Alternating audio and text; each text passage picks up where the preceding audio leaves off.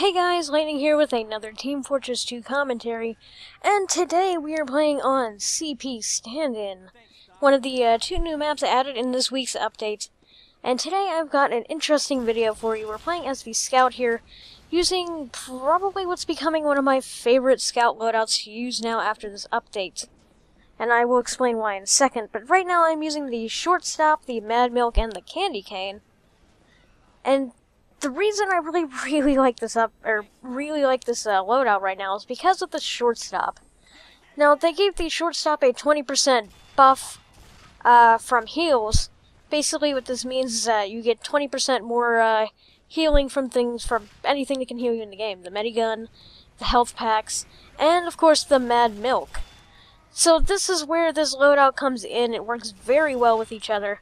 The Mad Milk, if you cover an enemy with the milk, you get health back for each hit you deal, and of course the Candy Cane, if you manage to kill the enemy, they drop a small health pack.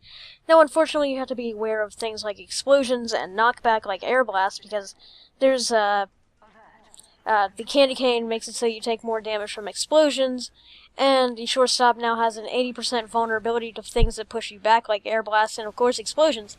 So you're pretty much very allergic to explosions in this situation. But if you can get like a medic to heal you with a quick fix while you're using this setup, it is so much fun. Oh my goodness. This loadout is so much fun. This is one of my favorite things to do in Team Fortress 2 right now, is be a scout with this loadout. And I can't even say it's really broken, just because of how fragile the scout is naturally, and how much damage you take from explosions. I mean, look at that. I got one-shotted with overheal, and got pushed back so far when I died because of the 80% vulnerability to knockback. I can't even say that this is like an OP set. So, I don't know, it's just something that is really, really, really fun to do. And like I said, if you can get a quick fix medic, which I really want to make a new video on the quick fix now. I have an old one where it was kind of me completely dissing on the weapon, saying it was a rather terrible medigun. I do not feel that way anymore, but I will make a video about that in the future here. Probably about that and the Vaccinator, because the Vaccinator has also become a much more reliable option now that it can block Kritzkriegs. It's basically a counter to the Kritzkrieg. But I'll talk more about that in a future video. Anyway, so what do I think about CP Standin? Well, if you don't understand the concept of this map, basically what you have to do is capture all 3 points. Whichever team captures all 3 points before the end of the round is the victor. And it is actually pretty fun, I'm not gonna lie. I didn't really like that map all that much when it came out, but I'm starting to have a bit of a change of heart on this map. I still like CP Process a bit more, but this map is still fun in its own right. But using this loadout on this map, it was definitely some of the most fun I've had in this game in a good long while. I was originally disappointed that it didn't add any new weapons, but the more I think about it, it's actually probably for the best. Because with how many changes they made to all these weapons of the past, it's actually kind of nice, because it feels like you're using new weapons anyway. And there are some things that no one ever really used are getting used like crazy. Like, there are so many quick fix medics out there right now. There are so many Vaccinator medics.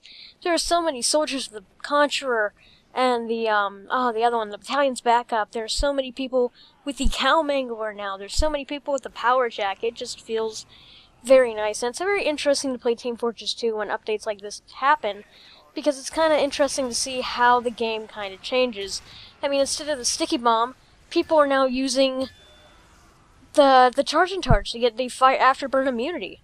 It's actually really interesting to play this game after a major update like this happens, just to see what becomes more used, what becomes less used, you know, what changes, what doesn't change. It's actually very interesting.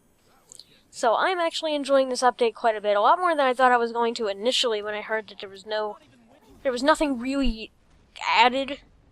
But with all the changes that they made, it's probably for the best. And I actually am kind of glad that Valve decided to take a step back and say, you know what, why don't we fix some old things in the game before we add anything new? I still do wish for something new soon, probably before the end of the summer. But, I mean, if they don't, then I'm not going to complain too much, because this is enough to tide me over for a while. But anyway, guys, that's going to do it here for the video.